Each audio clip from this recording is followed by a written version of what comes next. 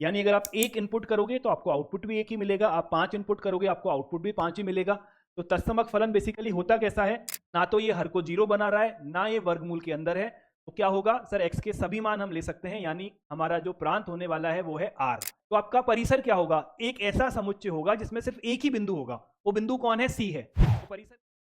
हाँ जी, नमस्कार विद्यार्थियों, स्वागत है आप सभी का एएसएल परिवार की इस लेटेस्ट क्लास में। आज की इस क्लास में हम फलनों के ग्राफ के बारे में डिस्कशन करने वाले हैं। तो जो कल की हमारी क्लास थी उसमें फंक्शन का हमने बेसिक आइडिया ले लिया था। 1 मिनट का समय मुझे देना, आपके कमेंट थोड़े से कर देता हूँ भी परफेक्ट।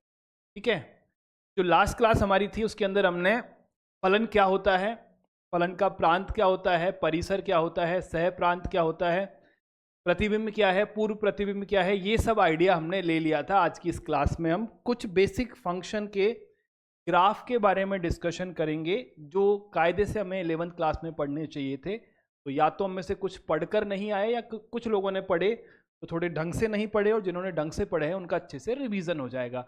ये सारे ग्राफ 12th में आपके भर भर के काम आने वाले हैं, तो ध्यान से क्लास को पढ़िएगा, अच्छे से नोट्स बनाइएगा, ग्राफ को बना के अपने पास रखिएगा, पूरे साल आपके काम में आने वाले हैं। ठीक है, तो स्टार्ट करें। एक बार मुझे ये बता दो, क्वांटल लेक्चर्स वाले बच्चे अपना हाथ खड़ा कर सकते हैं अगर इसकी आवाज़ सही है क्लास की और वीडियो सही है। एप्लीकेशन वाले बच्चे मुझे कमेंट करके बता सकते हैं कि sir all is good, class को आगे बढ़ाया जा सकता है। तो फिर हम स्टार्ट करते हैं। गर्मियों की आपकी छुट्टियां लग चुकी हैं, तो आपका टाइम जो है अब 11:30 से लेके 1 बजे तक रहेगा। कब तक, 30 जून तक।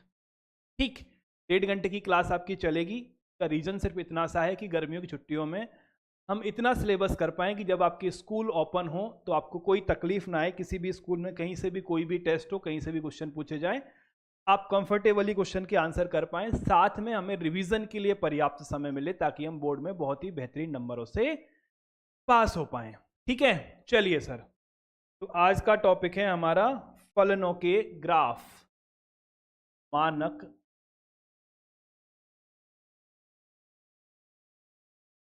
फलनों के ग्राफ। सबसे पहला वाला फलन है तत्समक फलन, आइडेंटिटी फंक्शन।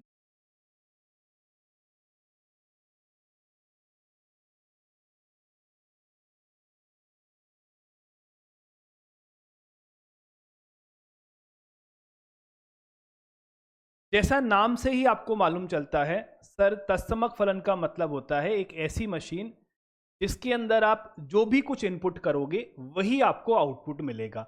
यानी अगर आप 1 इनपुट करोगे तो आपको आउटपुट भी 1 ही मिलेगा, आप 5 इनपुट करोगे आपको आउटपुट भी 5 ही मिलेगा। तो तत्समक फलन बेसिकली होता कैसा है सर, तत्समक फलन होता है एफ एक्स बराबर एक्स, यानी जो इनपुट है वही आपका आउटपुट है। करेक्ट है। इसका ग्राफ कैसा बनेगा, आप इसे ऐसे भी लिख सकते हो, y बराबर एफ एक्स बराबर एक्स। तो y बराबर एक्स का ग्राफ बनाना 11th क्लास में सीखा होगा, नहीं सीखा होगा तो 9वीं 10वीं में तो सीखा ही होगा ना।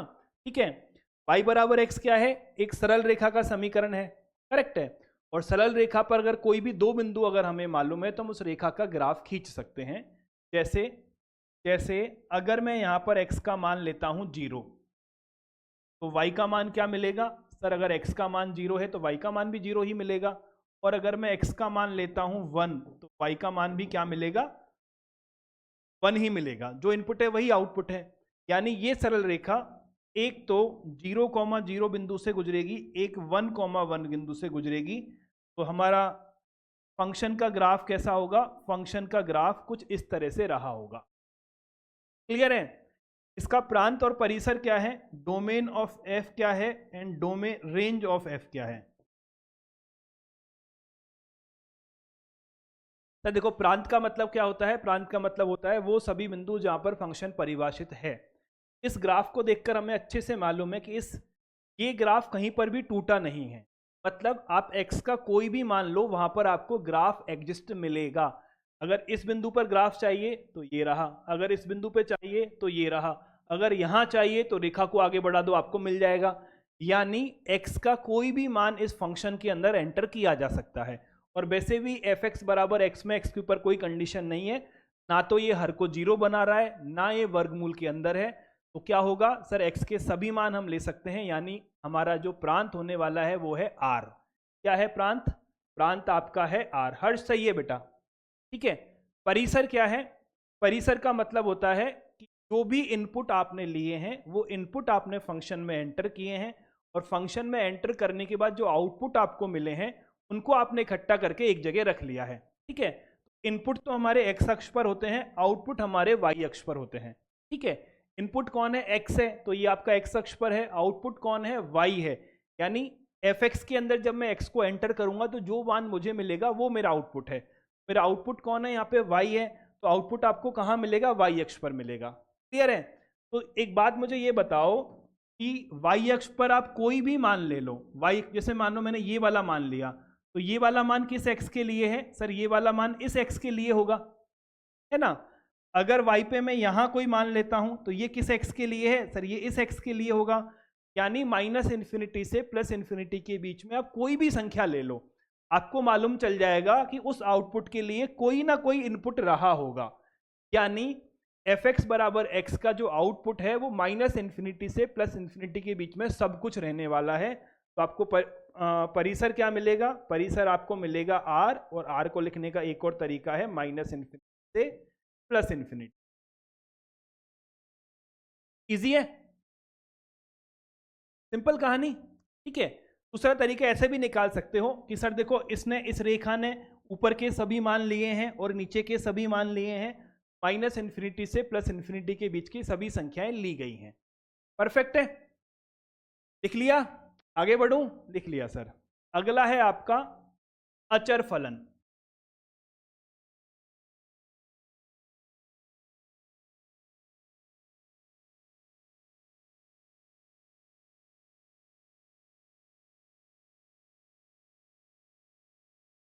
कांस्टेंट फंक्शन, जैसे नाम से ही मालूम है, आप कुछ भी इनपुट डाल दो, आउटपुट आपको हमेशा एक राशि ही मिलेगी।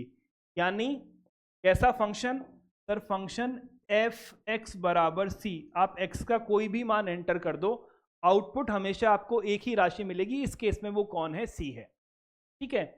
अगर इसका ग्राफ मुझे बनाना हो तो कैसे बनेगा? माना कि y बराबर सी ये बिंदु है। क्या मान लिया मैंने मान लिया कि y बराबर सी जो है वो ये वाला बिंदु है, ये वाला। तो जब मैं x का मान 1 रखूंगा तब भी मुझे c मिलेगा, x का मान 2 रखूंगा तब भी c मिलेगा, 3 रखूंगा तो भी c मिलेगा, -1 रखूंगा तब भी c मिलेगा, -2 रखूंगा तब भी c मिलेगा। मेरा ग्राफ कैसा बनने वाला है? मेरा ग्राफ कुछ इस तरह से बनने वाला है। क्लियर है? ठीक है। इसका प्रांत क्या होगा? डोमेन ऑफ एफ क्या है और रेंज ऑफ एफ क्या है? इसका भी आंसर निकल जाए वो कॉपी को कैमरे की तरफ कर देना, मैं देख लूंगा।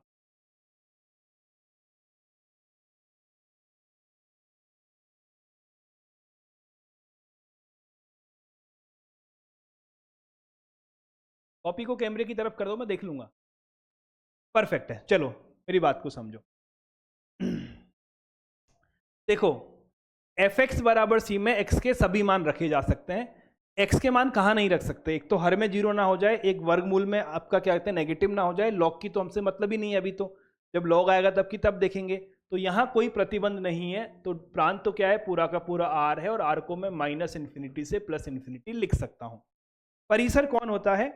जो भी कुछ आपको इनपुट हैं उन सबको आप फंक्शन में एंटर करोगे, जो भी आउटपुट मिलेगा उसे आप इकट्ठा कर लोगे। तो आप एक्स का कुछ भी मान रख दो, एक्स का मान 0 रखोगे तो भी आपको आउटपुट सी मिलेगा, 1 रखोगे तब भी सी मिलेगा, 2 रखोगे तब भी सी मिलेगा, 3 रखोगे तब भी सी मिलेगा। कोई भी मान रखो, आपको आउटपुट हमेशा कौन मिला है? सी ही मिला है।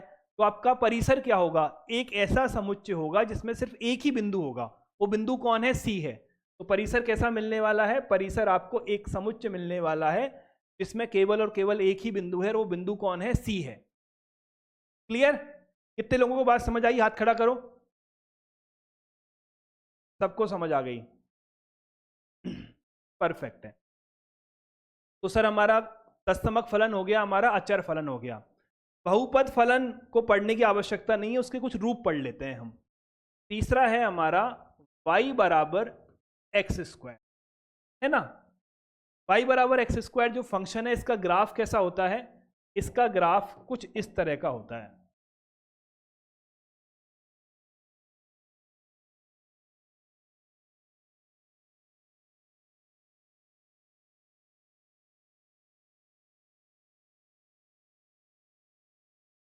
सही बात है, इसको हम परवलय बोलते हैं, पैराबोला इसका मुंह ऊपर की तरफ है, पैराबोला ओपनिंग अपवर्ड। क्लियर? कटोरा जो ऊपर की तरफ जिसका मुंह है। सिंपल कहानी है। ये किसका ग्राफ है? y बराबर एक्स स्क्वायर का ग्राफ है। कैसे बना उस कहानी में आप जाना चाहो जा सकते हो, नहीं जाना चाहो मत जा सकते हो। वैल्यूज पुट करके देख लो। 0 पर मान आपको 0 मिलेगा, 1 पर मान 1 मिलेगा, 2 पर मान 4 मिलेगा, 3 पर मान 9 मिलेगा। आप ऐसे बना सकते हो। ठीक बात है। अब इसमें एक तो मुझे ये बताओ कि इसका प्रांत क्या होगा, एक मुझे बताओ इसका परिसर कितना होगा।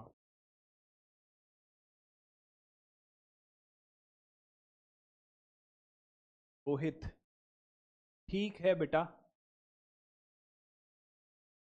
हर्ष ठीक है, आलोक ठीक है, जिनका निकले वो कॉपी कर देना इसकी तरफ। नीरज ठीक है, परिसर दिख नहीं रहा बेटा तेरा, परिसर नीचे चला गया कैमरे के। इसका सुशील का भी ठीक है, मंतोष का ठीक है। चलिए, तो देखो सर, प्रांत तो बहुत आसान सी बात है। अगर कोई x का ऐसा मान है जिसे फंक्शन में एंटर नहीं कर सकते, उसको हटाना पड़ेगा। एक्स स्क्वायर में कोई तकलीफ नहीं है, प्लस माइनस जो मन करे डाल दो। तो प्रांत क्या होने वाला है? प्रांत पूरा का पूरा r होने वाला है। r को एक लिखने का तरीका है माइनस इन्फिनिटी से प्लस का इन्फिनिटी।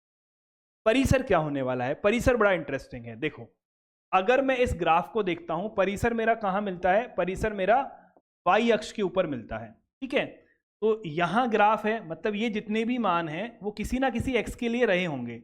ये जितने भी मान हैं वो किसी ना किसी x के लिए रहे होंगे। ठीक है, ये जितने भी मान हैं वो किसी ना किसी x के लिए रहे होंगे। यानी इस इनपुट पर आउटपुट ये रहा, इस इनपुट पर आउटपुट ये रहा, इस इनपुट पर आउटपुट ये रहा, इस इनपुट पर आउटपुट ये रहा। करेक्ट बात है। परंतु अगर मैं y का कोई ये वाला मान लेता हूं, ठीक है, तो y के इस मान के लिए मेरे पास कोई इनपुट नहीं है। जैसे फॉर एग्जांपल ये मैंने y का मान -2 ले लिया है। करेक्ट है। तो आप x का ऐसा कोई भी मान नहीं निकाल सकते जिसका स्क्वायर करने पर -2 आता हो। सिंपल कहानी है। क्योंकि सर y अक्ष के नीचे की तरफ हमारा ग्राफ है ही नहीं, y अक्ष के नीचे की तरफ हमारा ग्राफ है ही नहीं। इसका मतलब यह है कि मेरे आउटपुट में कोई भी नेगेटिव संख्या आ नहीं सकती। मेरा आउटपुट कहां से स्टार्ट हुआ है? मेरा आउटपुट इस 0 से स्टार्ट हुआ है और कहां तक गया है? ऊपर कितना भी जा सकता है। तो मेरा परिसर क्या निकलना चाहिए? 0 से लेके 0 पर open interval, close interval. Sir close interval क्यों? क्योंकि 0 को हमने इंक्लूड किया है। x बराबर 0 पर y का मान 0 होता है, तो क्लोज इंटरवल 0 से इन्फिनिटी आना चाहिए। तो मेरा परिसर क्या आएगा? मेरा परिसर आएगा क्लोज इंटरवल 0 टू इन्फिनिटी। ये बात हमारे समझ आई या नहीं आई? समझ गए? कितने लोगों को समझ नहीं आई वो एक बार ऐसे क्रॉस का निशान बनाओ। तो नहीं समझ पाए वो ऐसे करो। सबको आ गई? परफेक्ट, बहुत बढ़िया। सोमपाल को नहीं आई, इसके अलावा सबको आ गई है ना। बहुत बढ़िया। चलिए, अब एक छोटी सी चीज और सीखते हैं हम। छोटी सी चीज क्या है? छोटी सी चीज ये है कि अगर कोई आपसे बोले कि y बराबर -x² का ग्राफ बनाओ, तो कुछ नहीं करना। ये जो ग्राफ आपने x² का बनाया था, इसको पकड़ के उल्टा कर देना। कैसा बनेगा? मुंह बस नीचे कर देना। अगर x² का गुणांक नेगेटिव है तो मुंह नीचे की तरफ आएगा, x² का गुणांक पॉजिटिव है तो मुंह ऊपर की तरफ आएगा। सिंपल कहानी है। तीसरी चीज, अगर आपसे कोई पूछे कि y बराबर x² + 1 का ग्राफ बनाओ, क्या पूछे? y बराबर x² + 1 का ग्राफ बनाओ, तो कुछ नहीं करना, इस ग्राफ को पकड़ना और इकाई ऊपर ले जाना। क्या करोगे? सर y बराबर x² का ग्राफ कैसा था? y बराबर x² का ग्राफ ऐसा था। तो इस कटोरे को हमने पकड़ा और पकड़ के इकाई यूनिट ऊपर ले गए। तो अब ग्राफ कैसा बनेगा? अब हमारा ग्राफ ऐसा बनेगा। ये बिंदु क्या है? ये बिंदु है 0, 1। ये किसका है? y बराबर x² + 1 का ग्राफ है। ठीक है, आसान सी बात है। अगर कोई आपसे बोले कि बेटा y बराबर एक्स स्क्वायर माइनस 2 का ग्राफ बनाओ, तो क्या करोगे?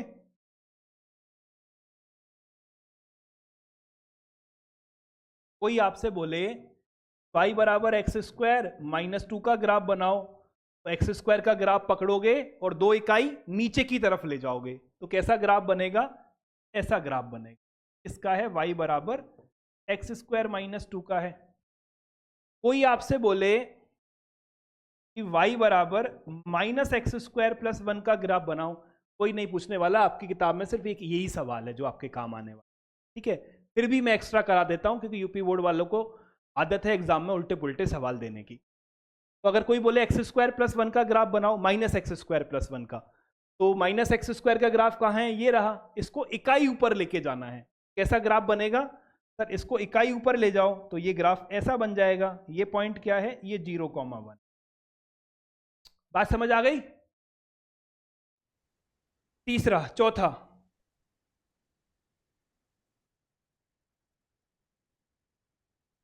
y बराबर एक्स क्यूब। y बराबर एक्स क्यूब का ग्राफ कैसा है? एक बच्चे को अनम्यूट किया था ना, क्या नाम था इसका? इसने पता नहीं कि राजन। बेटा सही नाम लिख लेना, इसको पढ़ने में मेरी आंखों पे जोर आता है, उससे लिखने से फायदा क्या है? ठीक है सर। हाँ बोलो, सवाल क्या था? एक मिनट सर, एक मिनट।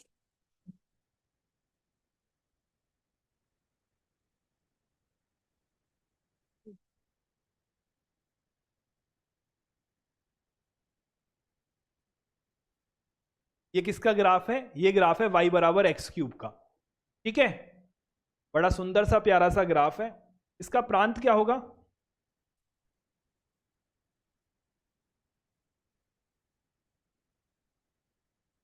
देखो सर, एक्स क्यूब में एक्स का हर एक मान रखा जा सकता है, तो एक्स के किसी भी मान के लिए एक्स क्यूब में कोई मनाही नहीं है, तो प्रांत तो हमारा क्या है? आर है पूरा का पूरा, यानी कि माइनस इंफिनिटी से प्लस का इंफिनिटी। परिसर क्या है? सर परिसर हम ग्राफ में जाकर देखते हैं। अगर मैं नेगेटिव y की तरफ जाता हूं तो मेरा ग्राफ साथ साथ में मेरे साथ चल रहा है, यानी y के सभी ऋणात्मक मानों के लिए मेरा ग्राफ है। अगर मैं पॉजिटिव डायरेक्शन में जाता हूं तो मेरा ग्राफ भी साफ साफ चल रहा है, यानी माइनस इंफिनिटी से प्लस इंफिनिटी तक हर जगह पर आपका ग्राफ है। आप y का कोई भी मान आपके मन में सोच लो, उसके लिए कोई ना कोई x आपको मिल ही जाएगा कि कौन सा इनपुट करने पर आपको ये आउटपुट मिलेगा। फॉर एग्जाम्पल, आपने सोचा कि सर y का मान 7, यानी आउटपुट 7 कब आएगा? तो ये 7 है, ये आउटपुट कहाँ मिलेगा? ये आउटपुट आपको यहाँ जाकर मिल जाएगा, ये रहा। तो ये जो वैल्यू है, यानी ये क्या है? ये है 7 की पावर 1/3। ये जो भी कुछ वैल्यू रही होगी, 7 की पावर 1/3 जब मैं इनपुट करूंगा तो आउटपुट मुझे कितना मिलेगा? 7 मिलेगा। ऐसे आप कोई भी नंबर सोच लो अपने मन में, आपको ग्राफ पर कोई ना कोई बिंदु ऐसा मिल ही जाएगा। यानी y अक्ष पर माइनस इंफिनिटी से प्लस इंफिनिटी हर जगह ग्राफ एग्जिस्ट करता है। तो मेरा परिसर क्या होने वाला है? मेरा परिसर भी r होने वाला है, यानी कि minus infinity two plus infinity. बात समझ आई? ठीक है रोहित, कितने लोगों को ये बात समझ नहीं आई? वैसे करो एक बार, सर नहीं समझ आई। सबको समझ आई, वाह परफेक्ट है। नाजिया को समझ, क्या हुआ बता बेटा? सर यहाँ पे अगर माइनस लेंगे तो नहीं आएगा यहाँ पे। ले लो ना, क्या माइनस लेना बताओ। सर माइनस के अगर कोई भी लेते अरे हैं y बराबर बताओ तब तो तो नहीं सही, आएगा। बताओ तो सही कौन सी संख्या लानी है? क्या लूं? -2 ले लूं? जैसे -2 लिया, अगर y बराबर -2 ले लेते हैं तो x में कहाँ आएगा माइनस का? -2 की घात 1/3।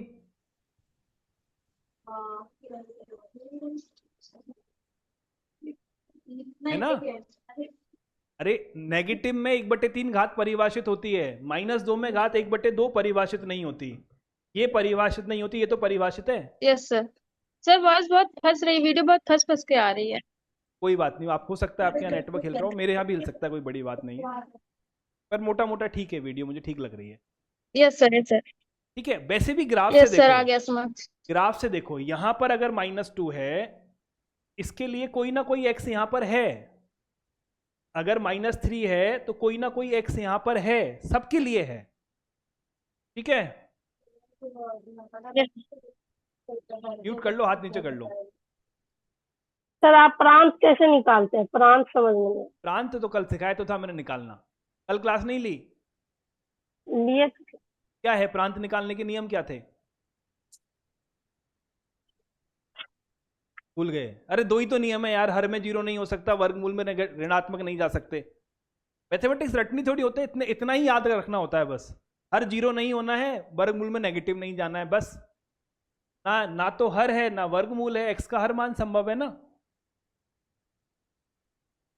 ठीक है, चलो। तो कौन बन गया? x³ बन गया। एक और ग्राफ है बड़ा इंटरेस्टिंग, तो याद रख लेना बेटा, तो 12th थोड़ी आराम से चलेगी। fx बराबर 1/x। इसका ग्राफ कैसा होता है सर? इसका ग्राफ बहुत ही सुंदर सा ग्राफ है, बहुत ही प्यारा सा ग्राफ है। fx बराबर 1/x का ग्राफ कुछ इस तरह से बनता है।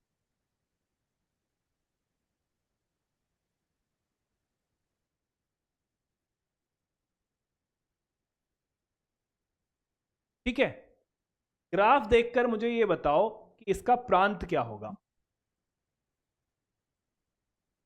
ग्राफ देखकर भी बनाओ, बिना ग्राफ देखे भी बना दो, दोनों कंडीशन से आप बता सकते हो।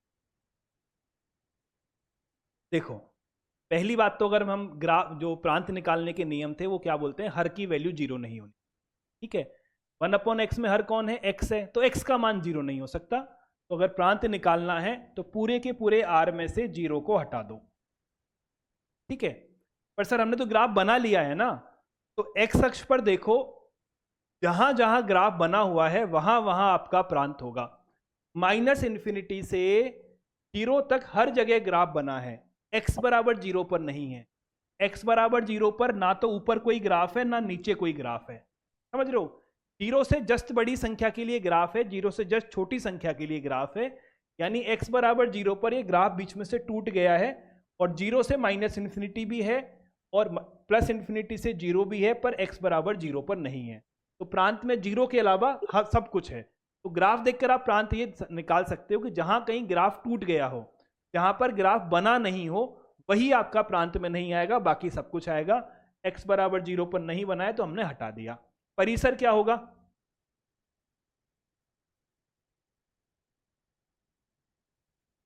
y अक्ष पर जहां पर ग्राफ नहीं है उसको हटा देना, बाकी सब ले लेना। सर देखो, -∞ से 0 तक सब कुछ है, +∞ से 0 तक सब कुछ है, तो कहां नहीं है? y बराबर 0 नहीं है। y बराबर 0 के लिए कहीं कोई ग्राफ नहीं है। देखो, y बराबर 0 के लिए आगे चले जाओगे कोई ग्राफ नहीं है, पीछे चले जाओगे कोई ग्राफ नहीं है। यानी आपको y का मान 0 कभी नहीं मिलेगा, बाकी सब कुछ आप ढूंढ लोगे पर 0 नहीं ढूंढ पाओगे। तो आपका परिसर क्या होगा? परिसर आपका आने वाला है r-0। बेटा ऐसा ना हो जाए मेरे हाथों से हत्या हो जाए किसी की। सर भी नहीं करता, 1 घंटे से हाथ खड़ा करके बैठा हुआ है, सवाल पूछना नहीं है, क्लास डिस्टर्ब करनी है। बात समझ आ गई? कुछ कुछ समझ आई होगी। अरे यार, मोटी बुद्धि से समझ लो। 1/x में प्रांत तो क्लियर है, x का मान 0 नहीं हो सकता। परिसर, इसका मान 0 कब आएगा? जब x का मान इन्फिनिटी जाएगा तो y बराबर 1/∞ का मान 0 की तरफ जाएगा। पर इन्फिनिटी तो कुछ होता ही नहीं है ना, है ना? इन्फिनिटी तो कुछ होता ही नहीं है। तो इन्फिनिटी नहीं होता है तो हम वैल्यू कैसे लेके आएंगे? x का मान, y का मान अगर मुझे 0 लेके जाना है तो x को बहुत बड़ा बहुत बड़ा बहुत बड़ा करना पड़ेगा। कितना बड़ा मुझे नहीं मालूम। करेक्ट है, सिंपल सी कहानी है। केवल 0 ही आपको नहीं मिलेगा, बाकी सब आपको मिल जाएगा। हाँ जी, तो अब है मोहित अग्रवाल एंड तानिया पाल, बोलो। सर जब हम प्रांत में 0 रख ही नहीं रहे हैं तो परिसर में से 0 घटाते क्यों हैं? वापस बोल। जब हम डोमेन में 0 रख ही नहीं रहे हैं, जब डोमेन में हम 0 माइनस कर दे रहे हैं तो रेंज में तो 0 मिलेगा ही नहीं, तो फिर डायरेक्ट रियल नंबर नहीं लिख सकते परिसर में। x के मान 0 पर y का मान 0 हो ऐसा संभव थोड़ा है हर बार, दुनिया में हर जगह ऐसा थोड़ी होता है। नहीं। जब x का मान 0 है तभी y का मान 0 हो। तो अगर प्रांत में से x हट गया तो परिसर में से क्या हटेगा, ये हमको कैसे मालूम? अच्छा। समझे मेरी बात को? Yes sir. अगर कहीं लिखा है y बराबर एक्स स्क्वायर, तो x बराबर 0 पर y का मान कितना है? y का मान 0 है। पर अगर कहीं लिखा है y बराबर एक्स स्क्वायर माइनस 1, तो x बराबर 1 पर y का मान 0 है, x बराबर माइनस 1 पर y का मान 0 है। ऐसा नहीं होता कि x बराबर 0 पर ही y बराबर 0 होता है। ठीक है? ठीक। तानिया, सर ये वाला तो समझ में, इससे पहले वाला ग्राफ समझ नहीं आया। क्या समझ नहीं आया इसमें? सर मतलब इस पे एक्स का मान तो सर 0 है, तो सर एक्स का मान तो सर प्रांत में 0 नहीं ले सकते। क्यों नहीं ले सकते? y बराबर एक्स क्यूब में x का मान 0 क्यों नहीं ले सकते? जब मैं x का मान 0 लेता हूं तो y का मान 0 आ जाता है। ले सकते हैं ना, तभी तो लिया है। अगर मैं x बराबर 0 पुट करूंगा तो y का मान 0 आ तो गया। 0 क्यों नहीं ले सकता मैं? ले तो उसे नहीं सकता जिसको मैं पुट नहीं कर सकता। जैसे कहीं ऐसे लिखा हो ना, कहीं ऐसे लिखा हो y बराबर रूट एक्स, तब मैं x बराबर -2 नहीं रख सकता, क्योंकि y बराबर -√2 परिभाषित नहीं होता। समझ रहे हो? कहीं लिखा है y बराबर 1/x, तब मैं x का मान 0 नहीं ले सकता, क्योंकि y बराबर 1/0 परिभाषित नहीं होता। यहाँ तो ले सकते हो ना आप, 0 पुट करो आराम से, कौन मना कर रहा है आपको? सर ठीक है? सर y बराबर 7/1/3 क्यों नहीं? क्या कह रहा है? 7/1/3 क्यों नहीं? 7/1/3 क्या मतलब? समझा नहीं मतलब। ये कैसे आया, कैसे दिया इसको गोली मार, तो कोई फर्क नहीं पड़ रहा, हटा ले इसको। मैंने तो ये लिखा है 7/1/3 पर y का मान 7 है। क्लियर? क्यूब पर होना है। जी हाँ, इसको भूल जा, छोड़ दे इसको। SN मिश्रा, जी सर, ये कैसे पता चलेगा ग्राफ का जो शेप है वो कैसे बन रहा है? शेप का पता लगना अभी उतनी पढ़ाई आपने नहीं करी है। ठीक है?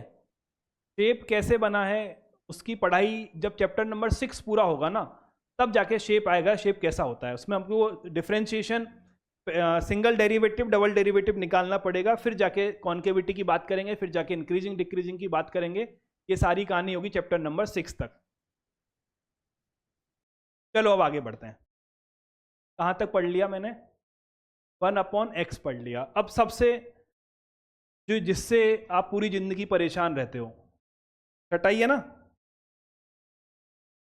मॉड्यूलस फलन।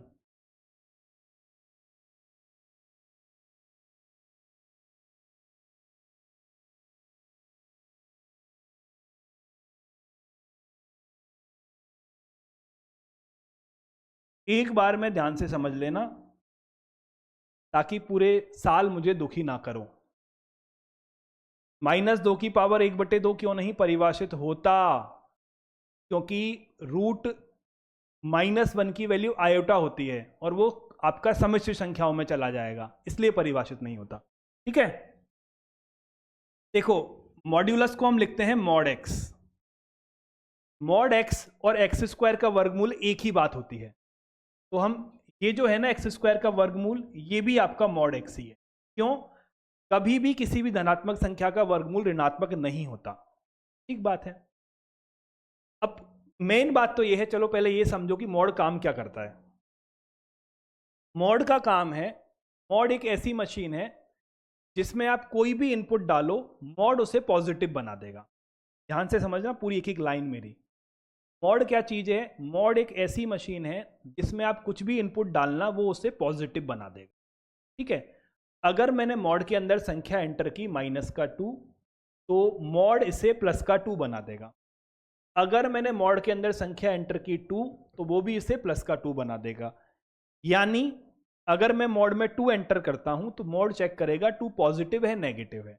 2 अगर पॉजिटिव है तो जैसा इनपुट है वही आउटपुट मुझे दे देगा।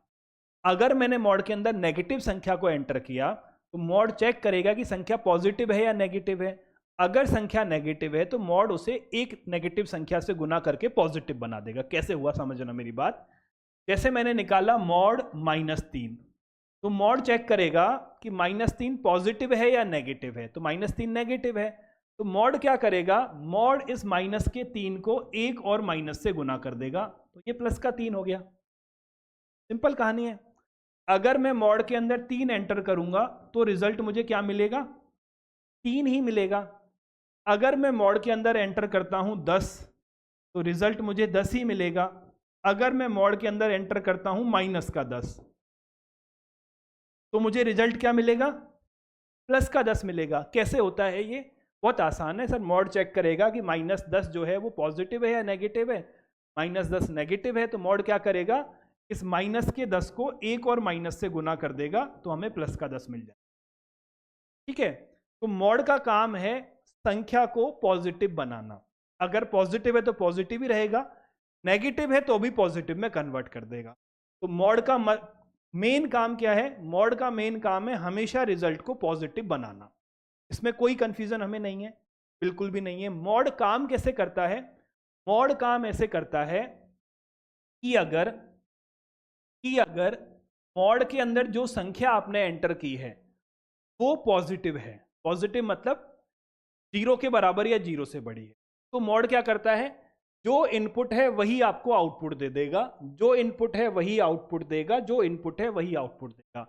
यानी अगर मैं मॉड के अंदर x को एंटर कर रहा हूं और x धनात्मक है तो मॉड मुझे x ही वापस लाकर देगा।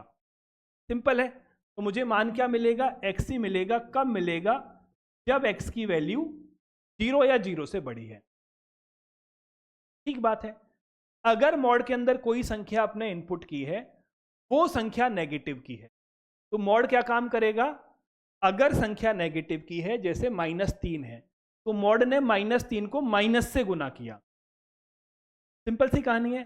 मॉड ने -3 को माइनस से गुना किया और फिर प्लस का 3 बना दिया।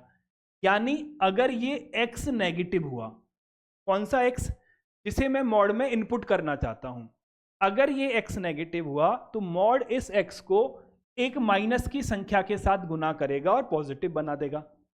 कोई दिक्कत नहीं है यहां तक, है ना, कोई समस्या नहीं है। अब एक बात बताओ, मैंने इसको लिखने की जरूरत नहीं है, मैंने कहीं x लिखा, ठीक है, x, ये संख्या जो मैंने यहां लिखी है ये पॉजिटिव है या नेगेटिव है। जितने लोगों को लगता है पॉजिटिव वो हाथ खड़ा करो, जितने लोगों को लगता है नेगेटिव है वो ऐसे कर दो, और जिनको कुछ नहीं लगता वो शांति से बैठे रहना। जिन्होंने हाथ खड़े किए वो बोलते हैं पॉजिटिव है, जिन्होंने ऐसे किया वो बोलते हैं नेगेटिव है। ठीक बात है। अब मैंने क्या किया, मैंने एक संख्या लिखी है -x। जितने लोगों को लगता है ये पॉजिटिव है वो हाथ खड़े कर दो, और जितनों को लगता है नेगेटिव है वो ऐसे क्रॉस बना दो। ठीक बात है ना। इसे बोलते हैं आंखों का भ्रम। ये धोखा है। कैसे धोखा है, हमको लगा है कि x लिखा है तो पॉजिटिव ही होगा, और हमको लग रहा है कि -x लिखा है तो नेगेटिव ही होगा। ये आंखों का धोखा है। x एक वेरिएबल है, x का कोई फिक्स मान नहीं है, x की वैल्यू चेंज हो सकती है। तो जिन भी लोगों को लगा कि x पॉजिटिव है, मैं अब यहां मानना चाहता हूं कि माना x का मान है -2, तो x पॉजिटिव हुआ नेगेटिव हुआ, नेगेटिव हो गया ना। अगर मैं मान लेता हूं x बराबर 2 तो x पॉजिटिव हो गया। x का पॉजिटिव या नेगेटिव होना x पर डिपेंड करता है। x क्या है, इस बात पर डिपेंड नहीं करता कि सर x के आगे प्लस का चिन्ह लगाए तो प्लस हो जाएगा। नहीं भाई, x अगर पॉजिटिव है तो पॉजिटिव होगा, x अगर नेगेटिव है तो नेगेटिव होगा। सिंपल कहानी है। जैसे ही हमको लगा कि -x नेगेटिव है, ये भी आंखों का धोखा है। -x का पॉजिटिव या नेगेटिव होना x पर निर्भर करता है। x कौन है, अगर मैं यहां मान लेता हूं x बराबर -2, तो -x का मान क्या होगा, +2, तो -x का मान क्या होगा, +2। तो जिन्होंने बोला कि ये नेगेटिव है तो पॉजिटिव बन गया। और अगर मैं x का मान लेता हूं 2, तो -x का मान क्या होगा, -2। तो मैं ये नहीं बोल सकता x पॉजिटिव है नेगेटिव है, ये डिपेंड करेगा x की वैल्यू पर। मैं ये भी नहीं बोल सकता कि -x पॉजिटिव है या नेगेटिव है, ये डिपेंड करेगा -x की वैल्यू पर। ठीक बात है। तो ये तो सिर्फ आंखों का धोखा है कि प्लस का एक्स पॉजिटिव होता है और माइनस का एक्स नेगेटिव होता है, ऐसा नहीं होता। ये बात तय है, सही बात है ना। ये बात सारी बात हमारे समझ आ गई कि सर मॉड का काम क्या है, नेगेटिव। मॉड का काम है पॉजिटिव रिजल्ट देना। अगर पॉजिटिव संख्या एंटर करोगे तो उसी संख्या को वापस बाहर भेज देगा, अगर नेगेटिव संख्या एंटर करोगे तो उसे नेगेटिव से गुना कर देगा, यानी पॉजिटिव बना देगा। सिंपल सी कहानी है। अब मैं एक छोटा सा सवाल आपसे पूछता हूँ। छोटा सा सवाल क्या है? छोटा सा सवाल मेरा ये है, किसी ने बोला है मॉड x बराबर 5, तब x का मान क्या होगा, ये लिखना है।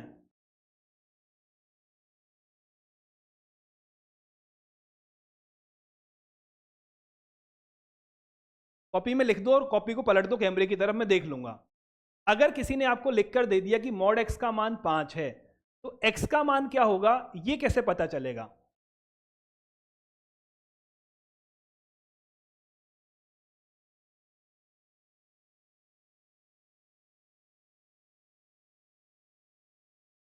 ठीक है, परफेक्ट है। काफी सारे बच्चों के आंसर आ गए हैं। अब समझना मैं निकालूंगा कैसे।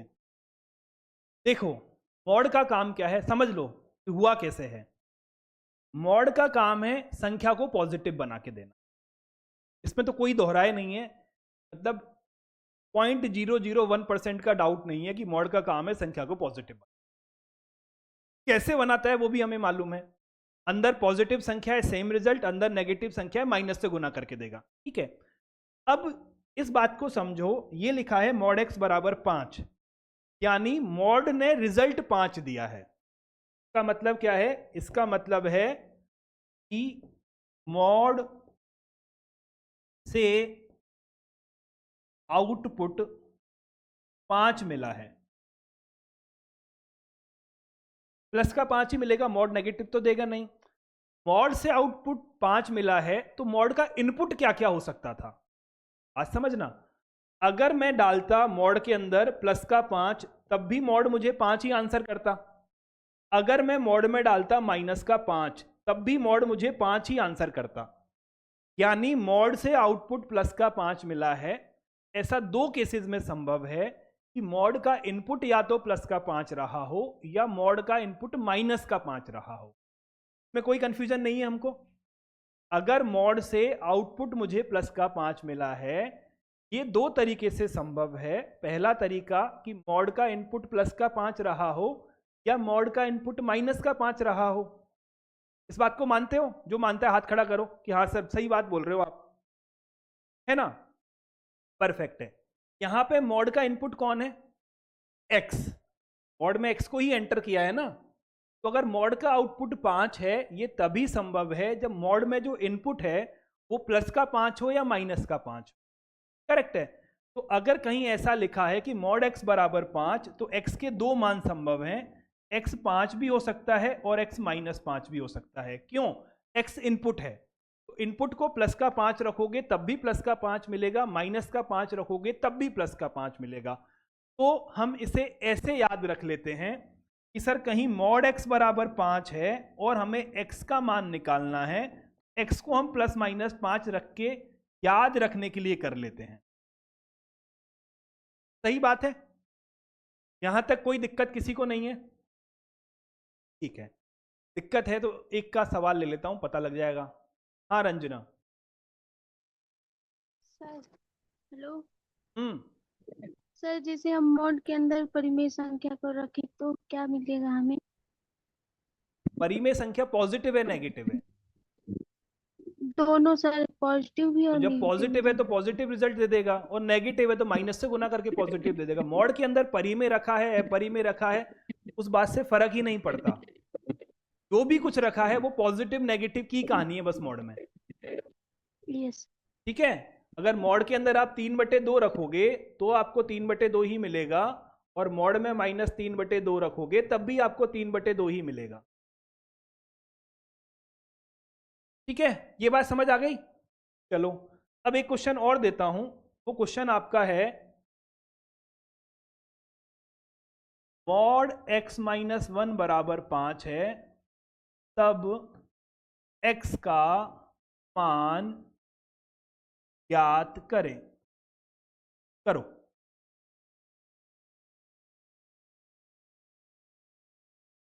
चंद्रभूषण, और मैं -√2 लिखे तक।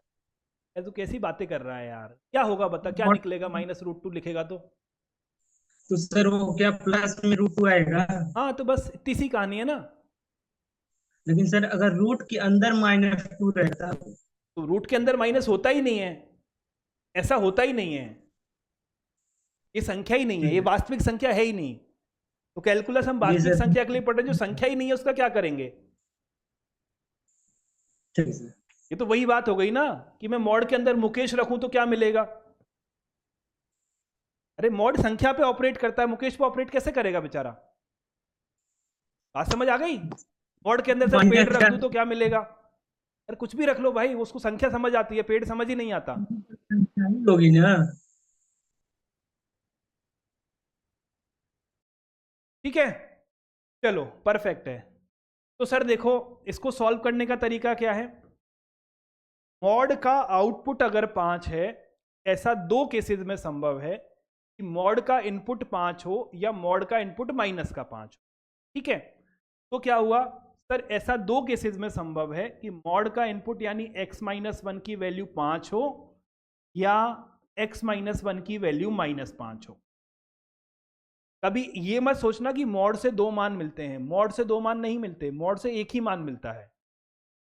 कभी जिंदगी में ये आंसर नहीं निकलना चाहिए कि सर मॉड से दो मान मिलते हैं, मॉड से एक ही मान मिलता है। मॉड का इनपुट दो मान के लिए एक मान देता है, यानी मॉड के अंदर जो इनपुट है वो +5 है तो भी 5 मिलेगा, -5 है तो भी 5 मिलेगा। मॉड तो सिर्फ प्लस का ही मान देगा, मॉड नेगेटिव मान नहीं देने वाला। क्लियरिटी है? चलिए सर, तो यहां से मिल गया है x बराबर 6 और यहां से मिल गया है x बराबर -4, यानी x का मान 6 है तब भी आपको मॉड की वैल्यू 5 मिलेगी, x का मान -4 है तब भी मॉड की वैल्यू 5 मिलेगी। चेक कर लो, मॉड x-1 जब x का मान कितना है 6, तो 6-1 बराबर मॉड 5 बराबर 5। मॉड x-1 जब x का मान -4 है तो -4-1 बराबर मॉड -5 बराबर +5। बात समझ आ गई? एक बार +5 था तो 5 दे दिया, एक बार -5 था तो 5 दे दिया। मॉड में कोई कंफ्यूजन अब हमें नहीं है, 100% क्लैरिटी ऑफ मॉड। मॉड दो मान नहीं देता, मॉड एक ही मान देता है।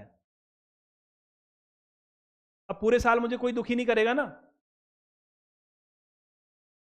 बोलो बेटा, अनुसुईया अनम्यूट करो अपने आप को। सर ये दो मान तो दे रहा है, कहां दे रहा है? एक तो 6 और एक -4। ये मॉड का मान थोड़ी है, मॉड ने तो एक ही मान दिया ना। ये तो धोखा है आंखों का, ये तो x का मान 2 है, मॉड का मान तो 5 ही है, x के मान 2 है, मॉड ने तो एक ही मान दिया है।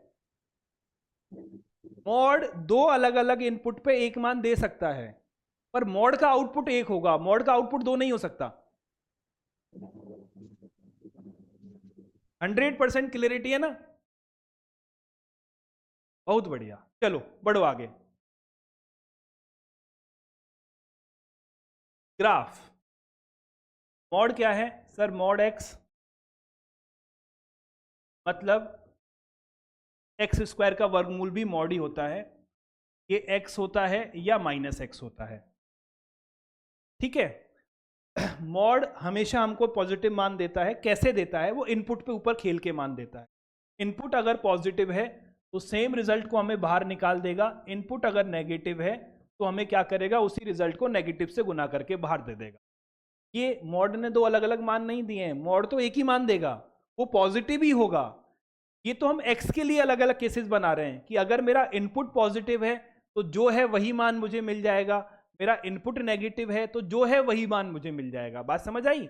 ऐसा लग रहा है कि सर मॉड x ने दो मान दिए हैं, मॉड x ने दो मान नहीं दिए। चेक करो, अगर मैं x का मान 2 लेता हूं तो मॉड 2 का मान क्या होगा? 2 होगा, मॉड ने एक ही मान दिया है। अगर मैं x का मान -3 लेता हूं तो मॉड -3 का मान क्या होगा? सर 3 0 से छोटा है, तो जो मॉड के अंदर डाला गया है, मॉड के अंदर कौन डाला है? -3 डाला है, उसे माइनस से गुना करेंगे तो मुझे +3 मिलेगा। मॉड का मान एक ही है। क्लियरिटी? बहुत बढ़िया। चलिए अब इसका ग्राफ मुझे बनाना है। सर ये रहा y अक्ष, ये रहा x अक्ष, ठीक बात है, ये रहा y अक्ष, ये रहा x अक्ष। अब जब x का मान पॉजिटिव है, यहाँ पे फंक्शन पॉजिटिव नेगेटिव के लिए अलग अलग है।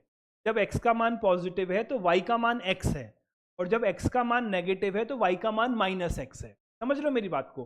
तो जब आप इधर हो, x पॉजिटिव हो तो y का मान क्या है, x है, और जब आप इधर हो तो y का मान क्या है, -x है। ठीक, तो जब x का मान पॉजिटिव है तो मेरा ग्राफ y बराबर x होगा। y बराबर x एक सीधी रेखा है।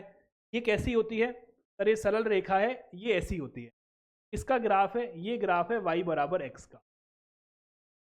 जब x का मान नेगेटिव है तो मेरा ग्राफ है y बराबर -x।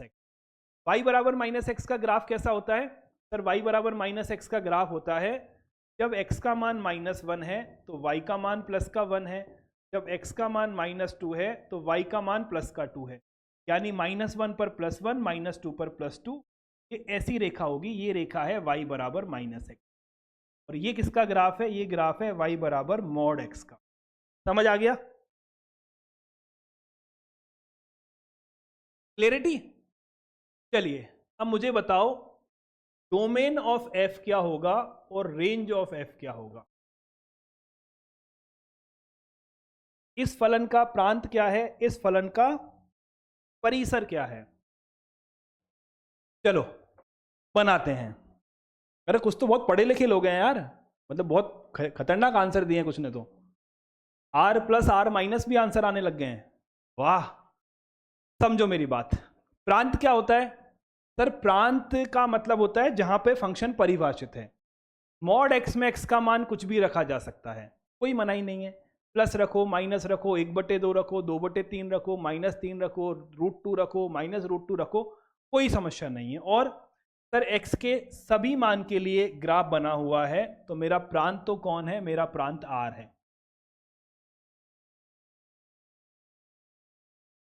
ठीक बात है। परिसर कहां होगा सर? परिसर y अक्ष पर निकालते हैं, तो -∞ से 0 तक कोई भी ग्राफ नहीं, -∞ से 0 तक कोई भी ग्राफ नहीं है। और मॉड वैसे भी नेगेटिव नंबर नहीं देता है, तो जो मॉड में जो आउटपुट मिलेगा वो सबसे कम आउटपुट कहाँ है? 0 है, और उसके ऊपर आउटपुट कहाँ है? बाहर है। मेरा रेंज क्या निकलेगा? Close interval 0 to ∞। ये सेम x² जैसा बिहेवियर है। x² का ग्राफ कैसा होता है? x² का ग्राफ ऐसा होता है। और ये कौन है? y बराबर mod x है, तो थोड़ा सा अलग है, लगभग 12th क्लास के हिसाब से एक जैसा ही बिहेव करेगा ये। ठीक बात?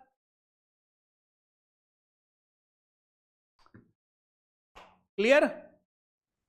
चलो हमने मॉड पढ़ दिया, अब क्या बाकी रहा?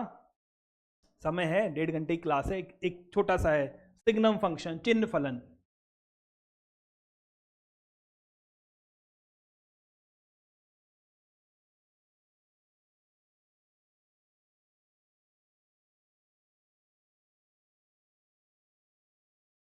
सिग्नम फंक्शन का सिर्फ एक ही काम है कि किसी संख्या का चिन्ह पता लगाना कि संख्या पॉजिटिव है या नेगेटिव।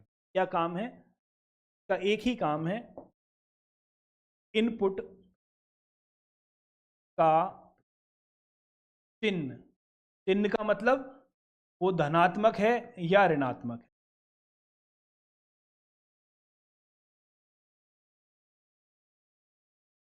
पता करना।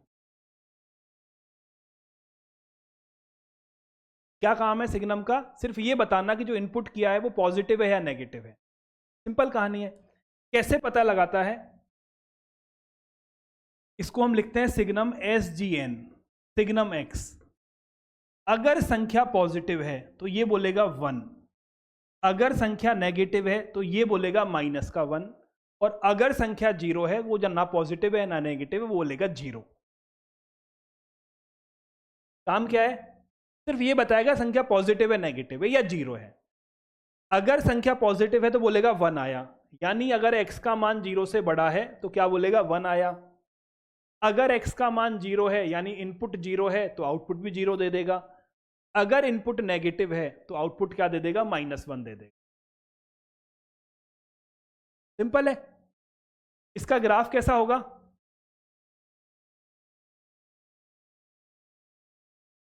देखो जब x का मान 0 से बड़ा है यानी इधर है तो आउटपुट क्या है, 1, हर केस में 1 है। यानी अगर x का मान पॉजिटिव है तो आउटपुट हर केस में 1 है। ये वैल्यू कौन है, 1 है। जब x का मान 0 है तो y का मान भी 0 है। जब x का नहीं नेगेटिव है तो y का मान -1 है।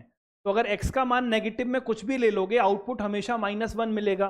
तो अगर x का मान नेगेटिव है तो y की वैल्यू क्या है, -1 है। ये ग्राफ है।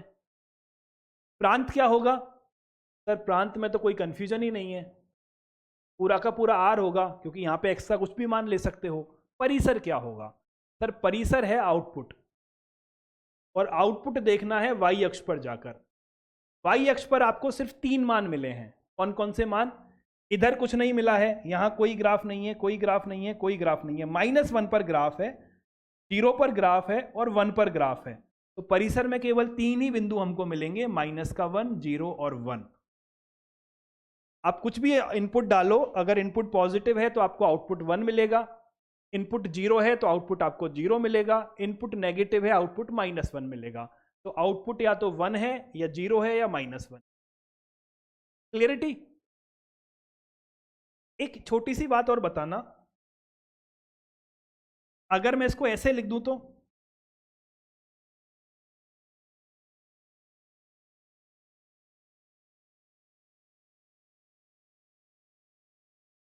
तब बात एक ही होगी, अलग अलग होगी। ये भी सिग्नम फंक्शन को लिखने का दूसरा तरीका है। कैसे तरीका है दूसरा, देखो मैंने mod x/x लिख दिया है जब x का मान 0 नहीं है। अब क्या होगा इस केस में, जब x का मान पॉजिटिव है, जब x का मान पॉजिटिव है यानी जब x की वैल्यू पॉजिटिव है तो mod x का मान क्या होगा, x ही होगा, और x का मान तो x ही है। तो mod x/x की वैल्यू क्या निकलेगी, x/x यानी प्लस का 1। तो वही कहानी है, जब x का मान पॉजिटिव है तो वैल्यू प्लस का 1 है। जब x का मान नेगेटिव है तो mod x/x का मान क्या होगा सर, अगर x का मान नेगेटिव है तो mod उसे पॉजिटिव बनाएगा। कैसे बनाएगा, x को नेगेटिव संख्या से गुना करके। तो यहाँ mod से वैल्यू क्या मिलेगी, माइनस का x मिलेगी, ये x हो जाएगा तो माइनस का 1 मिल जाएगा। यानी जब x पॉजिटिव है तो प्लस का 1 मिलेगा, x नेगेटिव है तो माइनस का 1 मिलेगा, x का मान 0 है तो 0 मिलेगा। तो ऐसे लिखें चाहे ऐसे लिखें, बात एक ही है। क्लियरिटी। चलो स्टार्ट करते हैं। महत्तम पूर्णांक फलन, ग्रेटेस्ट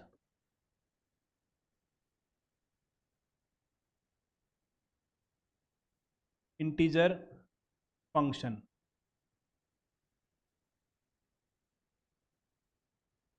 ठीक है, चलिए सर, ग्रेटेस्ट इंटीजर, कुछ तो गलत किया है, ऐसे होता ना इंटीजर तो यार, हाँ ठीक है। ये भी एक बड़ा इंटरेस्टिंग फंक्शन है। एक बार में समझ लेना, समय कम है, 15 मिनट में, 15 मिनट भी नहीं है अब तो 13 ही मिनट है, 13 मिनट में इसको पढ़ना है अपने को। इसको लिखने का तरीका होता है ऐसा, इसको हम लिखते हैं ऐसे। इसका मतलब क्या होता है, इसका मतलब ये होता है कि आपने कभी ये सुना होगा ना ऐसा कि सर अगर किसी के नंबर 10.001 आ रहे हैं तो उसको राउंड ऑफ करके 10 कर दो, है ना। कोई संख्या अगर लिखी है जैसे 10.75 तो उसको राउंड ऑफ करके 10 कर दो। तो जो राउंड ऑफ वाला काम है ना वो यही है, ग्रेटेस्ट इंटीजर फंक्शन, GIF भी बोलते हैं इसको। तो क्या बोलते हैं, GIF भी बोलते हैं, महत्तम पूर्णांक फलन। इसका काम क्या है, इसका काम है राउंड ऑफ करना। क्या काम है, राउंड ऑफ करना। राउंड ऑफ करने का मतलब क्या है, 10.001 लिखा है, इसको 10 बना दो।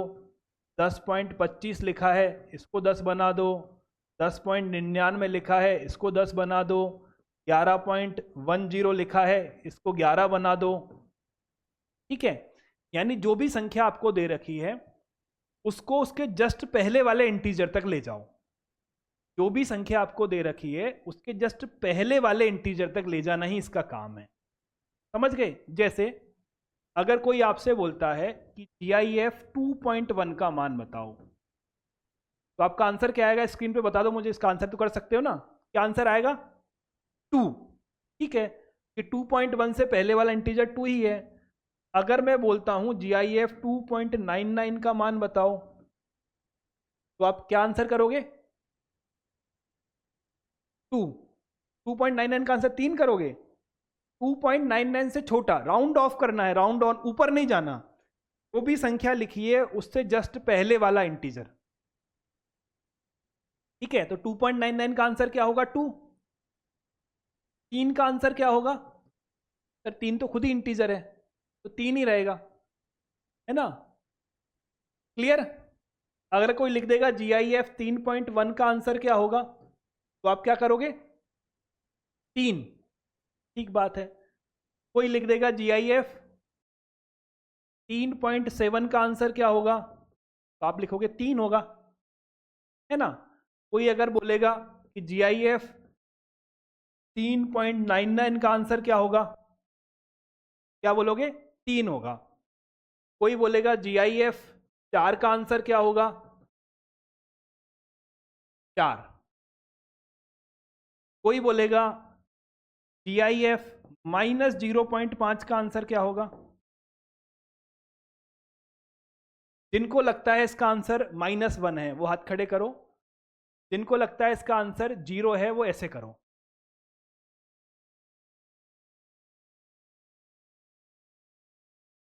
जिनको लगता है इसका आंसर -1 है वो हाथ खड़े करो। जिनको लगता है 0 है वो क्रॉस करो। ठीक है, आगे चलते हैं और एक एग्जांपल और लेते हैं। -1.5, जिनको लगता है इसका आंसर -1 है वो क्रॉस करो, और जिनको लगता है इसका आंसर -2 है वो हाथ खड़े करो। ठीक बात है। अब डेफिनेशन पे चलते हैं। डेफिनेशन क्या बोलती है कि GIF x का मतलब है x के बराबर या x से छोटा पूर्णांक। क्लियरिटी? GIF x का मतलब क्या है? x के बराबर या x से छोटा पूर्णांक, बस यही परिभाषा और कुछ नहीं है। तो सर हमने ये संख्या रेखा बनाई, ये 0 है, ये -1 है, ये -2 है। ठीक है, छोटी संख्या इधर आती है लेफ्ट की तरफ, बड़ी संख्या राइट की तरफ आती है। मतलब आपका बोल रहा हूं मैं, छोटी संख्या राइट में आएगी, सॉरी बड़ी संख्या राइट में आएगी, छोटी संख्या लेफ्ट में आएगी। ये तो हम समझते हैं बात को अच्छे से। तो माइनस का 0.5 कहाँ आएगा? माइनस का 0.5 यहाँ आएगा। तो माइनस के 0.5 से छोटी संख्या कहाँ आएगी? इसके लेफ्ट में आएगी। तो माइनस के 0.5 से छोटा इंटीजर कौन है? -1 है। 0 -2.5 से बड़ी संख्या है, समझ रहे हो? 0 -0.5 से बड़ी संख्या है, -0.5 से जस्ट पहले वाला पूर्णांक -1 है। तो इसका आंसर क्या निकलेगा? -1 निकलेगा। अब इसका आंसर बताओ क्या निकलेगा? -2 निकलेगा। कि सर -1.5 यहां होता है, इससे पहले वाला इंटीजर कौन है? -2 है।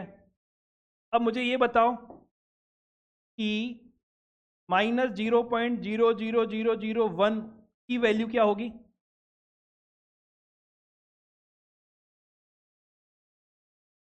वन होगी माइनस में। क्यों? क्योंकि सर देखो ये 0 से कम है ना, तो कहीं यहां रहा होगा, कहीं यहां रहा होगा, यहां कहीं यहां, अरे कहीं यहां रहा होगा।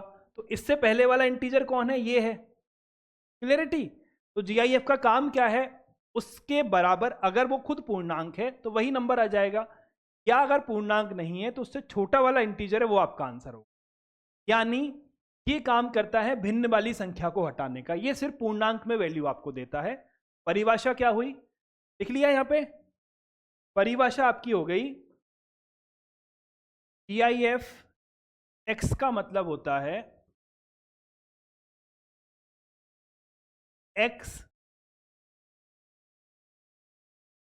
x के बराबर बराबर कब लेते हैं? जब x पूर्णांक हो।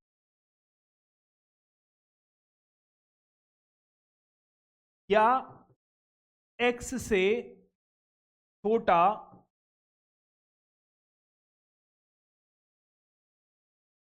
सबसे बड़ा पूर्णांक। अरे अगर कहीं ऐसे लिखा है 1.2, तो 1.2 से छोटे पूर्णांक तो 1 भी हो सकता है, 0 भी हो सकता है, -1, -2, -3 कुछ भी हो सकता है ना। तो हम 1.2 से छोटा पूर्णांक लेंगे, पर वो सबसे बड़ा होना चाहिए, है ना। यानी समझना मेरी बात, 1.2 से छोटे कौन है? 1 भी हो सकता है, 0 भी हो सकता है, -1, -2, -3, इन सब में से सबसे बड़ा। तो आंसर कौन आ गया? 1 आ गया। तो x के बराबर जब x इंटीजर है या x से छोटा सबसे बड़ा पूर्णांक। क्लियरिटी? ठीक है सर। अब इसका ग्राफ बनाते हैं। ये हटा दूं को यहां डाल देते हैं।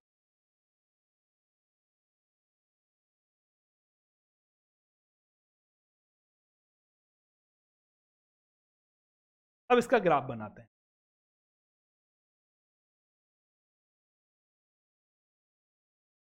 इसलिए बोलते हैं बेटा 11वीं किसी अच्छे आदमी से पढ़नी चाहिए। अच्छा बुरा छोड़ो, तो पढ़ते ही नहीं लोग, पढ़नी तो चाहिए कम से कम।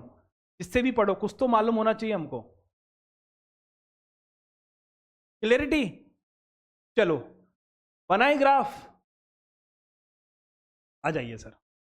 देखो ये है 0, ये है 1, ये है 2, ये है 3, ये है 4, ये है -1, ये है -2, ये है -3। अब अगर x का मान 0 है तो GIF x की वैल्यू क्या है?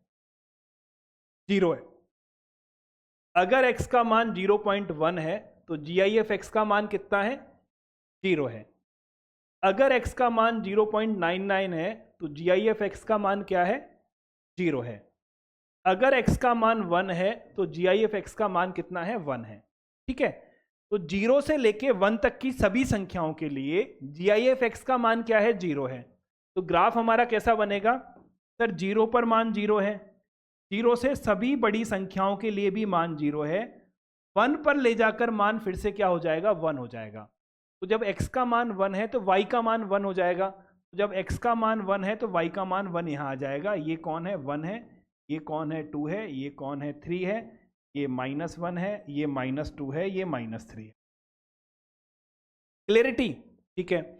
अब 1 से बड़ी संख्या लो, यानी GIF 1.1 का मान क्या है? 1 है।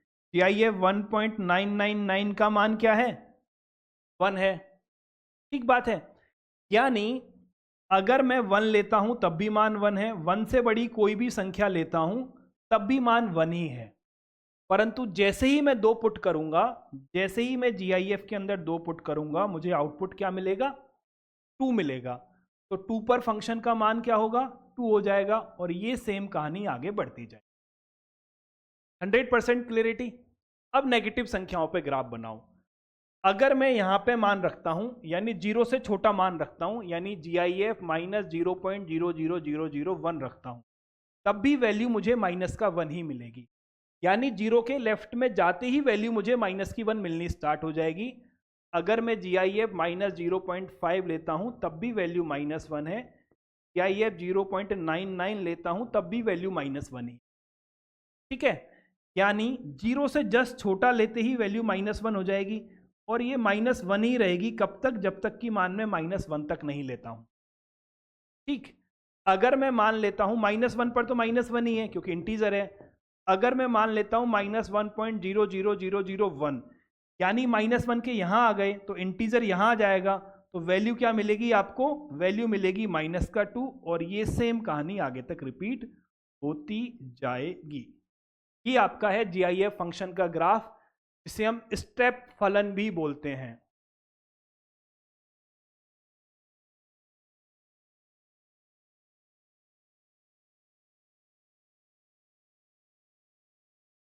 स्टेप का मतलब होता है CD।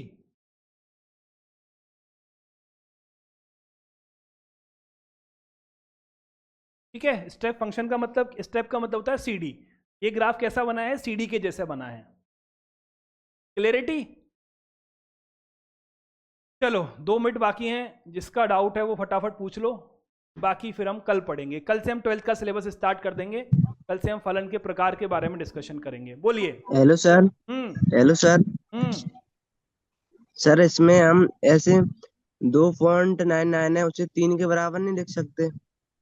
2.99 से छोटा पूर्णांक कौन है? 2। 2 लिखोगे ना, 3 क्यों लिखोगे फिर? सर डेफिनेशन में तो सबसे बड़ा भी पूर्णांक कह रहा है। बात नहीं समझा, वापस पढ़ डेफिनेशन को। x के बराबर जब x पूर्णांक हो या x से छोटा सबसे बड़ा पूर्णांक। x से छोटा सबसे बड़ा, अगर x का मान 2.99 है, उससे छोटे पूर्णांक 2 भी है, 1 भी है, 0 भी है, -1 भी है, उन सब का सबसे बड़ा 1 है या 2 है, जो भी अपन कर रहे हैं डिस्कशन। जी सर समझ में आ गया। ठीक है, इसका डोमेन और रेंज भी लिख लो। जगह ही नहीं बची यहाँ, तो यहाँ लिखा देता हूं। इसका प्रांत क्या है? पूरा का पूरा R है। इसका परिसर क्या है? तो देखो -3 है, -2 है, -1 है, 0 है, 1 है, 2 है, यानी Z है, पूर्णांक है। या ये फंक्शन में हमेशा हमें इंटीजर ही वापस मिलते हैं, तो इसका परिसर कौन है? पूर्णांक है। ठीक है। रौनक, सोम। सर हम्म सर ये तो समझ में आ गया, बस टाइम के बारे में थोड़ी सी बात करनी थी। टाइम मैं के ये कह रही थी क्लास के टाइम के बारे में कि जेई वाली क्लास को इस वाले 11:30 बजे रख लीजिए और 11:30 बजे वाले को, ऐसे नहीं हो सकता? क्यों सर? कि जो बच्चे सिर्फ JEE पढ़ रहे हैं ना, उनके लिए अगली क्लास से पहले होमवर्क करने के लिए समय चाहिए। 2:30 बजे से फिर क्लासेस स्टार्ट होंगी फिजिक्स केमिस्ट्री की। उसको पहले इसलिए रखा है कि जो बच्चे सिर्फ JEE में हैं, जो बोर्ड नहीं पढ़ते हैं, उसके पास टाइम है जो उसके मैथमेटिक्स के होमवर्क को पूरा करके जाने के लिए, ताकि वो रात में फिजिक्स केमिस्ट्री का होमवर्क पूरा कर पाए। Okay sir. ठीक है, चलिए, तो ये थी हमारी आज की क्लास। फिर मिलते हैं कल की क्लास में। कल से हम 12th के सिलेबस को स्टार्ट कर देंगे, यानी फलनों के प्रकार के बारे में डिस्कशन करेंगे। जय हिंद, जय भारत।